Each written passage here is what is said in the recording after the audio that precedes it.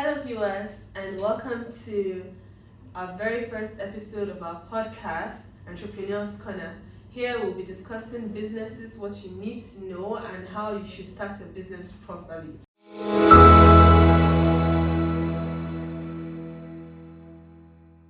Today, on this episode, we'll be discussing starting right, the mindset that every entrepreneur needs to start a business. And here today, I have two very amicable guests, Mr. Ajibade and Mr. Bashi. Welcome, guys.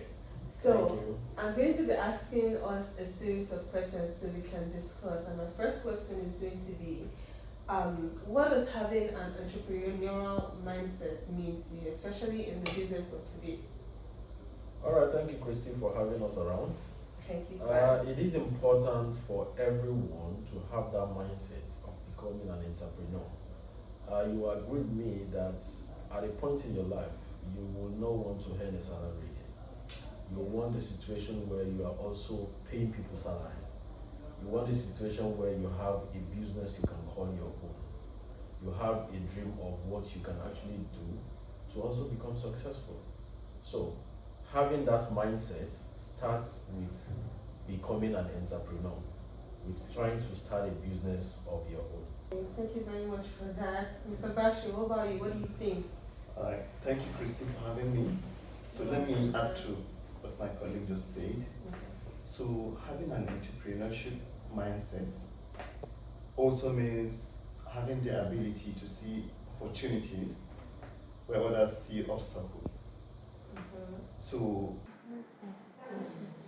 what I'm trying to say is that if you want to start a business, you mustn't start big. You understand? You know, as low as possible or as small as possible, you can start your business without focusing too much on the obstacles you are going to face.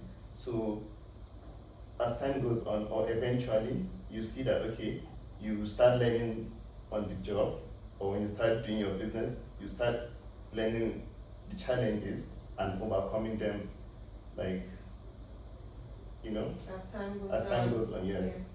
Yeah, I think it's also important to, as a major point of call, to look out for challenges, because that is where opportunities lies. So it's one thing to have a passion for something. It's another thing to want to commercialize it, to want to make it a business. Now, having a passion is key for every business you're going to start. However, we should also try to look out for what are the challenges that people are facing. There you are able to create an opportunity to become an entrepreneur. Okay. So when you were talking just now, you mentioned something about having a passion. Now, I think there are so many people who go into businesses with the mindset of income. They are thinking about making an income. That's why they start the business, and not because they are actually ready. They just want like quick money. So how important is it for someone to be emotionally and mentally ready before launching a business? All right, that's a key part of it, because like you said, just looking for, quick income might mean something you're able to do in the short term, but not taking you far.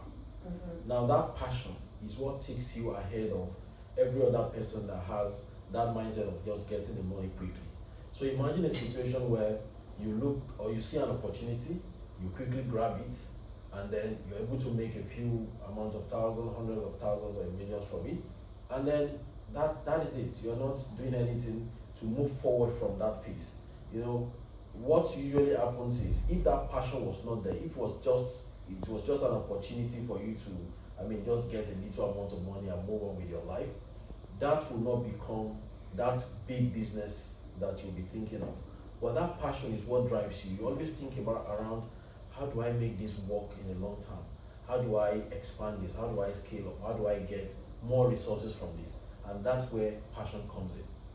Passion is quite very important if you want to start a business. So even before thinking of what is going to cost me, how am I going to start, what are those things I need to put in place for me to start my business, you should first of all be passionate about anything you like to venture into. I always tell people, if you want to start a business, first of all, learn about it. try to understand what that business is all about. If you don't understand the business, you will realize that at the end of the day, you will become someone who is not, into that business fully. What that means is someone who does not even have a control over that business. Imagine starting an hairdressing salon and you don't know how to plait. So with time you realize that you will have to be employing people. The moment they go, your business is down. So you rely on other people. But if you're passionate about that same business, first of all, you go and learn how to do the plating, how to do the braiding yourself. Before you bring in other people. So that way, even if anybody leaves you, you know you can still run the business without them. That's right. So Mr. Basho, do you think emotional and mental readiness is important before starting a business? Yes, it is quite important. So please, before I respond to you, let me just add to what you just said now. Okay. So, passion, talking about passion, how important it is before you start a business or when you're into a business. Because, to be honest, it's not going to be all rosy At the start. So without that passion, because there are instances where you're definitely going to incur losses or something of that nature. So with that passion, you can't come back stronger, because the ability to be successful is the ability to, bounce back each time you fall. You understand? So just for example, you started a business.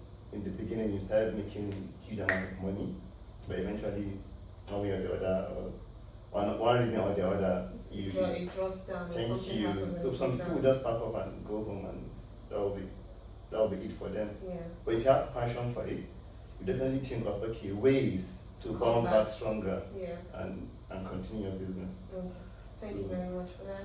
Thank you very much. So coming back to your question, so it's actually very important also to have the emotional stability, right?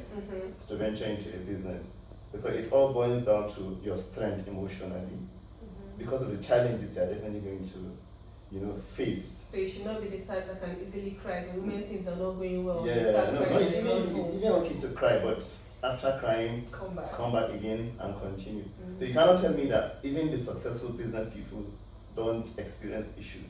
Even the Dangotes of this world, you can't tell me that they don't incur losses, but they kept on going and going and going. And so this all boils down to their emotional mental readiness. Thank you. Okay. So talking about that now, talking about the emotional, mental readiness and falling off in a business and coming back. Yes. How do you think new entrepreneurs can overcome the fear of failure and also the fear of starting small and not making so much money the moment they start? How do you think they can overcome this fear? Alright, so I would say, to start with, when you are preparing to start a business, write failure as part of your expectation.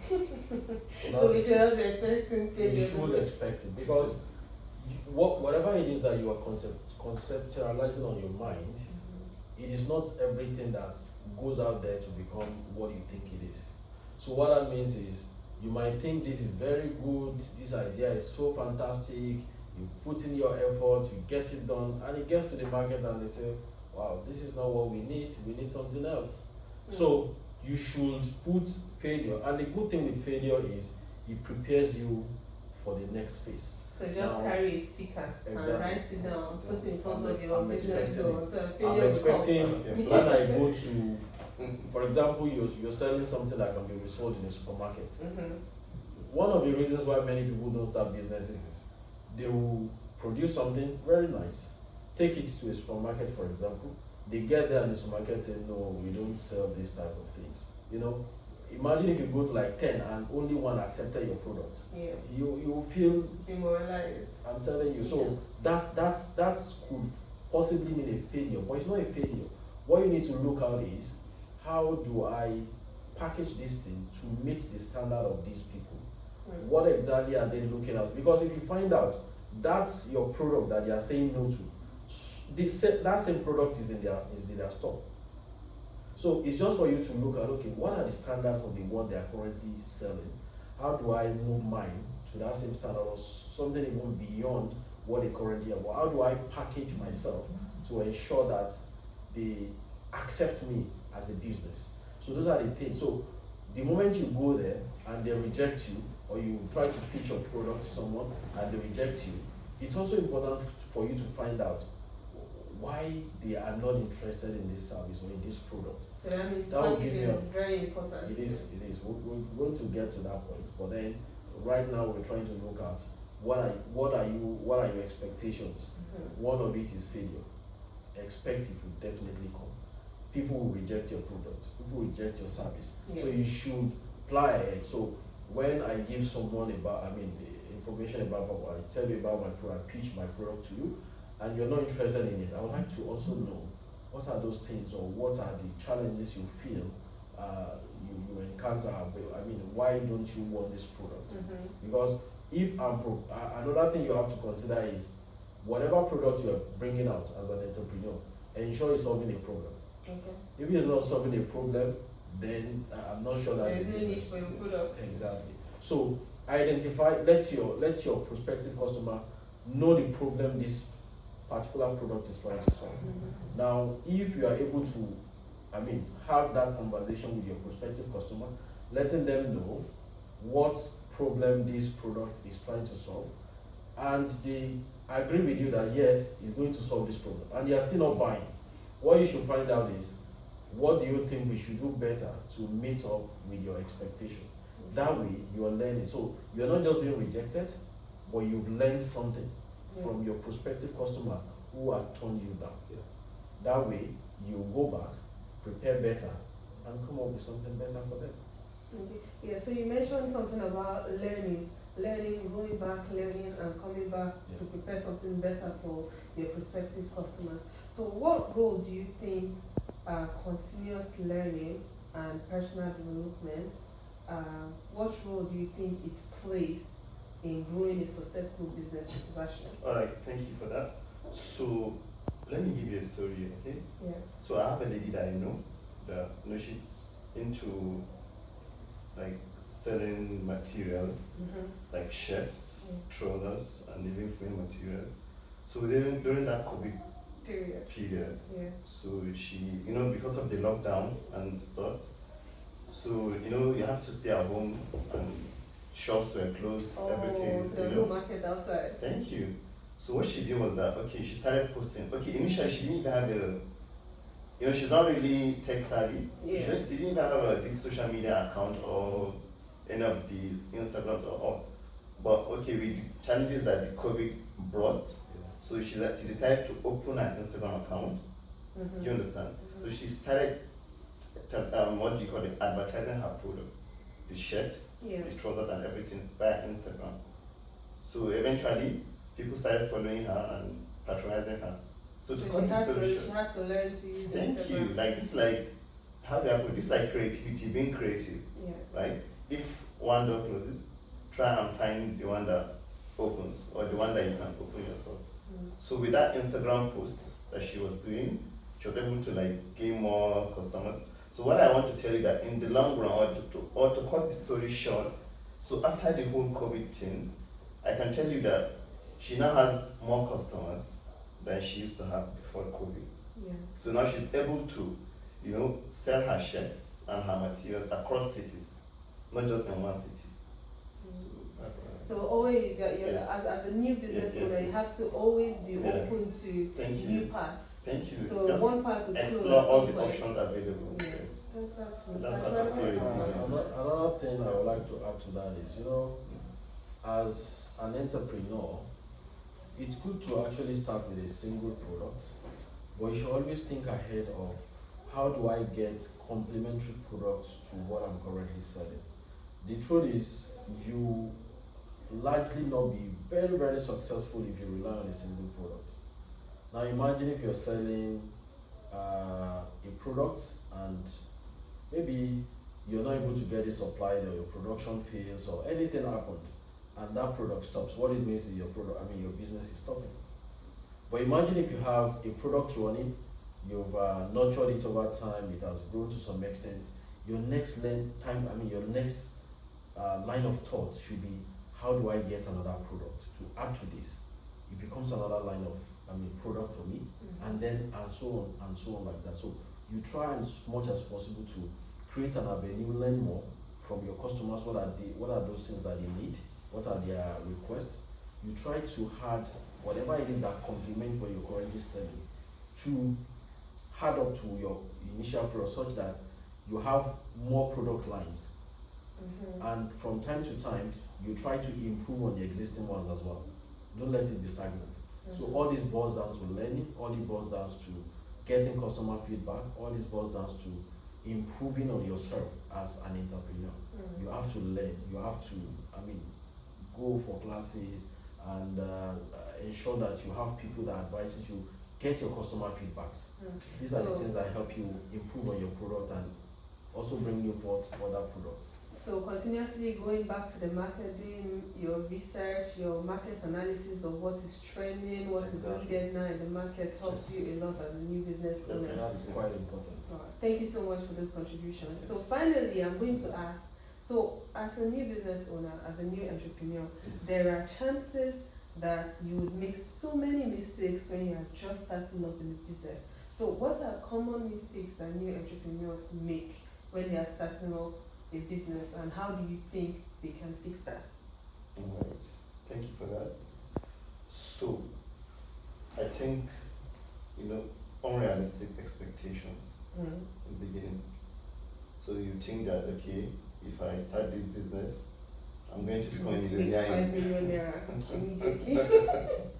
Yes. Maybe in 1 week.